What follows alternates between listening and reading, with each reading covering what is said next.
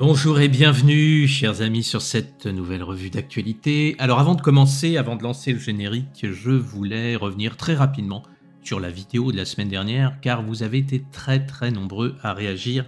C'est une des vidéos les plus commentées de cette chaîne. Alors pour rappel, il y avait deux actus. La première concernait la transformation d'une église en mur d'escalade. Et là, il y a eu beaucoup d'indignation, ce que l'on peut comprendre. Je voulais apporter un point particulier parce qu'il faut toujours rester objectif, même si ça ne va pas dans notre sens, c'est que les personnes qui sont à l'œuvre pour la mise en place de cette transformation ne sont pas de méchants satanistes, mais ils l'ont fait avant tout pour éviter que l'église soit détruite. Parce que il faut bien rappeler que toutes ces églises coûtent une somme à entretenir, et comme malheureusement il n'y a plus aujourd'hui de croyants, eh bien ces églises sont vides, et c'est pour ça qu'elles posent problème. Donc ne nous trompons pas de combat, n'oublions pas que si jamais tout le monde se rendait à la messe chaque dimanche, les églises seraient pleines et nous n'aurions pas tous ces soucis de transformation d'églises, de destruction d'églises, de vente d'églises. Ça, c'est un point très important à se rappeler. Ensuite, il y a eu beaucoup de personnes qui ont dit dans les commentaires avoir honte. Ils avaient honte de ce qu'ils voyaient, ils avaient honte. Le mot honte est revenu très souvent. Eh bien, là aussi, c'est un point important parce que depuis des années et des années, les médias véhiculent des idéologies pour que vous ayez honte. Et quand on a honte, en général, on ne fait rien. Donc ne considérez pas cette honte comme une forme d'honneur par rapport à ce qui se passe. Au contraire, agissez. Que vous ayez honte, pourquoi pas, quelques instants, mais derrière, faites quelque chose, agissez. Sinon, vous stagnez. Et qu'est-ce qui se passe? Eh bien, vous êtes à nouveau au service des médias et vous leur servez la soupe en leur donnant exactement ce qu'ils veulent, que vous ayez honte et que vous restiez dans votre canapé à maugréer. Donc gardez bien en tête que c'est normal d'avoir des sentiments par rapport à des événements. C'est tout à fait normal de se sentir en colère. C'est tout à fait normal d'avoir honte, d'être indigné. Mais gardez bien en tête qu'il ne faut pas s'arrêter là. Et derrière, mettre en place des actions. Demandez-vous toujours ce que nous pouvons faire, ce que vous pouvez faire à votre niveau pour servir le ciel. Et même si vous n'avez aucun pouvoir, même si vous n'êtes pas quelqu'un de très influent, très important, il ne faut pas que ce soit un prétexte pour ne rien faire. N'oubliez pas le plus important, nous sommes tous des enfants de Dieu. Et à ce titre, nous possédons un pouvoir immense. Et les médias veulent que justement vous l'oubliez, que vous pensiez que vous êtes une petite personne, que vous ne pouvez rien faire. Mais être des enfants de Dieu, c'est extraordinaire. Alors comment faire? Je ne sais pas, c'est justement à vous de trouver le moyen de savoir comment servir Dieu au mieux, que ce soit par la prière, que ce soit en discutant avec des personnes, je ne sais pas. Là-dessus, nous pouvons être créatifs. Et il y a toujours un moyen en adéquation avec votre vie, avec vos affinités, avec vos qualités pour agir. Mais s'il vous plaît, ne restez pas dans cette colère, parce que j'ai vu trop de personnes qui finalement n'avaient pas écouté la conclusion de la vidéo et qui n'étaient là que « Ah, je suis indigné, je suis dans la honte, je suis dans la colère ». Ça, je l'entends, je le comprends, mais il ne faut pas s'arrêter là, surtout pas. Alors ensuite, sur la deuxième vidéo, je le rappelle, c'était une vidéo sur une personne qui avait rénové une chapelle qui lui appartenait, qui était en ruine, et dont tout le monde se fichait, hein, vraiment, elle se dégradait de plus en plus, et qu'il avait rénové en prévenant l'État, en étant assez transparent, et on lui avait fait un procès pour qu'il détruise tout ce qu'il avait fait parce que ce n'était pas en conformité. Avec quelle loi, quelle réglementation particulière, française ou européenne, je ne sais pas. Et là encore, beaucoup de personnes ont été, à juste titre, indignées. Il y a eu beaucoup de réactions et des gens qui disaient « il faut absolument faire des pétitions ». Alors, je reprécise que cette affaire n'était pas terminée puisque la personne qui a rénové la chapelle a fait appel. Donc, je ne pense pas qu'il soit utile de faire une pétition alors que l'affaire est en cours. Au contraire, ça pourrait peut-être contrarier le juge en disant « Ah, ils veulent me faire pression ». Eh bien, ils vont voir.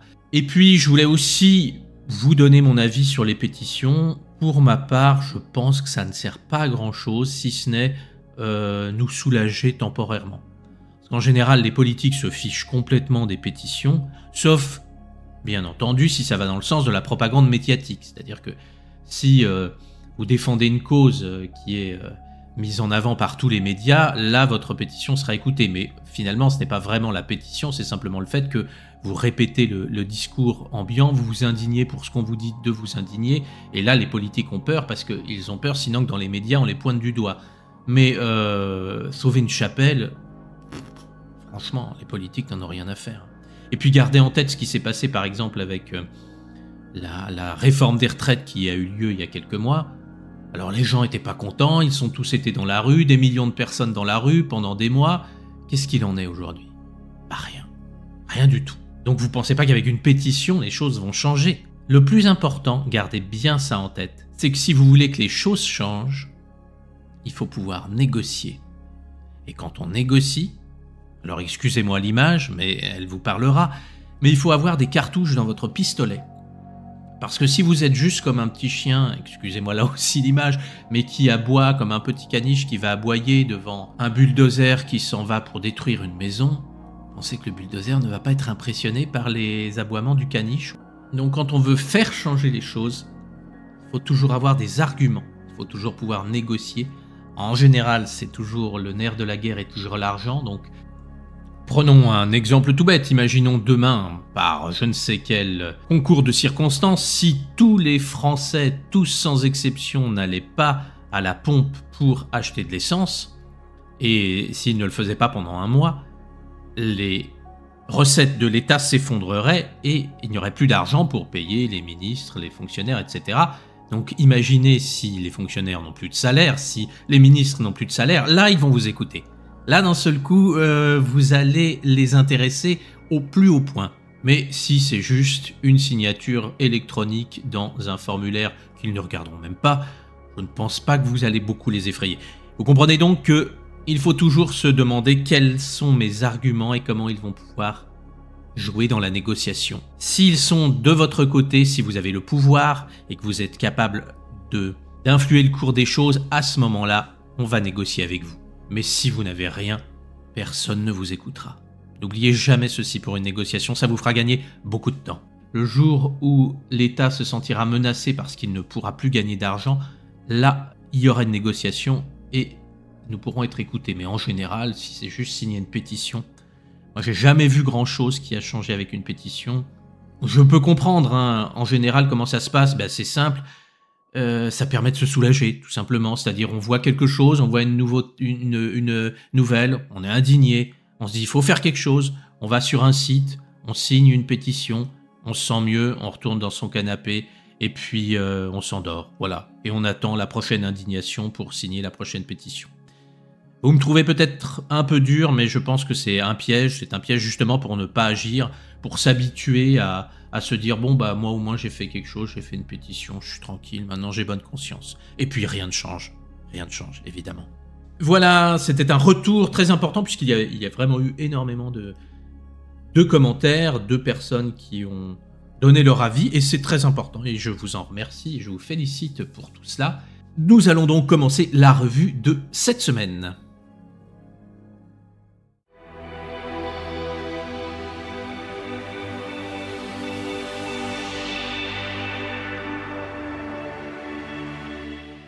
Alors, première actualité, une nouvelle encore une fois très triste, puisqu'il s'agit d'une église classée au monument historique qui part en fumée, comme vous le voyez sur ces images. C'est très choquant, c'est très révoltant. C'est une église du 15e siècle ou du 16e siècle qui s'appelle Notre-Dame de l'Assomption à Dronay, donc dans la Marne, et qui a été ravagée par un incendie le vendredi 7 juillet. Bien évidemment, on nous dit que les causes restent inconnues. Moi, j'ai bien ma petite idée. Je vous laisserai donner la vôtre en commentaire. Donc, quels sont les faits ? Eh bien, en fin de matinée, le vendredi 7 juillet, l'église Notre-Dame de l'Assomption a été ravagée par un incendie. Le feu a pris vers 11h30 dans la petite église à Pans-de-Bois, qui est classée, c'est important de le préciser, au titre de monument historique. Alors heureusement, il n'y a eu aucune victime. Il y a eu près de 41 sapeurs-pompiers qui sont venus avec 11 engins pour se battre pour éteindre les flammes. Là encore, on les oublie, toutes ces personnes de l'ombre qui travaillent, c'est-à-dire à chaque fois on ne se focalise que sur l'événement et on est juste indigné par l'incendie, mais on oublie qu'il y a des personnes qui travaillent, qui donnent tout leur cœur, qui font énormément d'efforts, et ces personnes bien souvent restent dans l'ombre, personne n'en parle, ou alors on ne les met en avant que lorsqu'il y a un décès. Ce sont eux, moi je pense, les vrais héros de notre société. Ce ne sont pas ceux du narratif des médias actuels. Alors il y a eu de très grosses pertes matérielles. Il y avait 10 objets qui ont été protégés au titre de monuments historiques qui étaient inscrits. Il y avait 4 statues du XVIIe au XIXe siècle, un maître-autel de la même période, un hôtel du XVIIIe siècle, des verrières du XVIe et de la deuxième moitié du XIXe siècle, des bancs et des menuiseries du XVIIIe siècle qui ont brûlé. C'est vraiment une très grosse perte. Tous les habitants du village étaient choqués et ont vécu cela comme un traumatisme. Encore une fois, je suis très étonné de voir ces églises qui ont traversé les siècles, bien qu'elles soient en bois, et qui n'ont jamais eu d'incendie, et qui, bizarrement, ces dernières années, brûlent toutes. Alors l'article nous dit que nous n'avons aucune conclusion. Y aura-t-il une enquête? Je ne sais pas. En tous les cas, si elle ne va pas dans le sens des récits médiatiques, vous n'en entendrez jamais parler. Ou alors peut-être pour vous dire que c'était un détraqué, vous savez, c'est toujours comme ça que ça se passe. Ou on vous dira que c'est un paroissien qui a fait tomber une bougie. Parce que évidemment, dans cette église qui existe depuis plusieurs siècles, on n'avait jamais allumé de bougie. Bref, nous passons tout de suite à la seconde actualité. Une actualité un peu plus réjouissante, qui m'a été envoyée là aussi comme souvent par des abonnés que je remercie.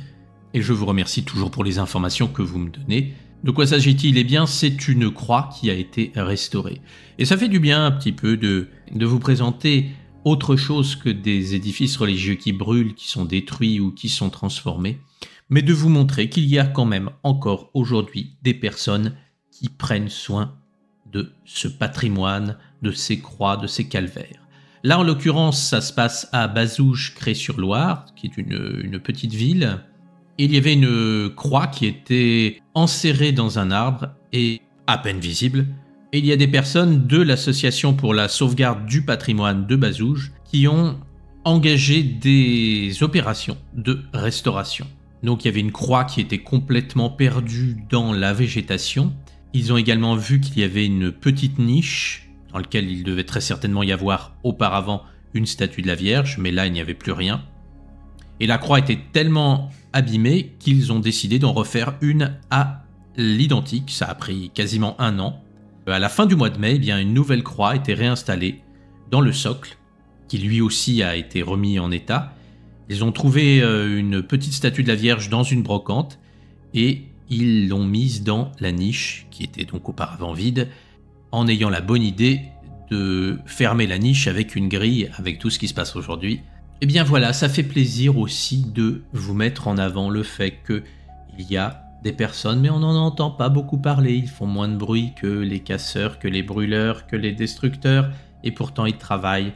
Et je pense qu'il y a beaucoup plus de personnes qu'on ne l'imagine, qui sont dans l'ombre, un peu comme je vous l'évoquais dans l'actualité précédente, avec les pompiers qui font un travail que l'on oublie. Mais s'il n'y avait pas toutes ces personnes de l'ombre qui font un travail immense, que serait notre société à l'heure actuelle? On ne met en avant que un narratif particulier, comme je vous l'ai déjà dit, on ne met en avant que des mouvements chaotiques en les légitimant, ce qui est pour moi un véritable crime. On ne met pas en avant les efforts, on ne met pas en avant tous ceux qui travaillent, tous ceux que l'on ne reconnaît jamais, mais je pense que nous ne devons pas les oublier. Et un jour, à mon avis, il y aura une fédération de toutes ces personnes, et c'est ce qui permettra à notre société de changer. Et c'est pour ça que cela fait très peur à nos dirigeants, et qu'ils appliquent le fameux adage très connu et pourtant très efficace qui est de diviser, de mieux régner. Si vous étudiez notre société à l'heure actuelle, vous verrez qu'on ne cherche à créer que des communautés pour que ces communautés se déchirent entre elles de façon à ne jamais voir qui tire les ficelles. Donc tout est fait dans les médias actuels pour diviser, jamais pour rassembler. Tout est fait pour saper les énergies de façon à vous décourager. Mais n'oubliez pas une chose, il existe dans ce monde des bonnes volontés beaucoup plus qu'on imagine Il existe des gens qui ne se confondent pas dans les discours médiatiques, qui ne sont pas en permanence en train de réagir et de répéter des discours stupides simplement pour être bien vus de leurs collègues. Il y a des personnes qui ont des valeurs.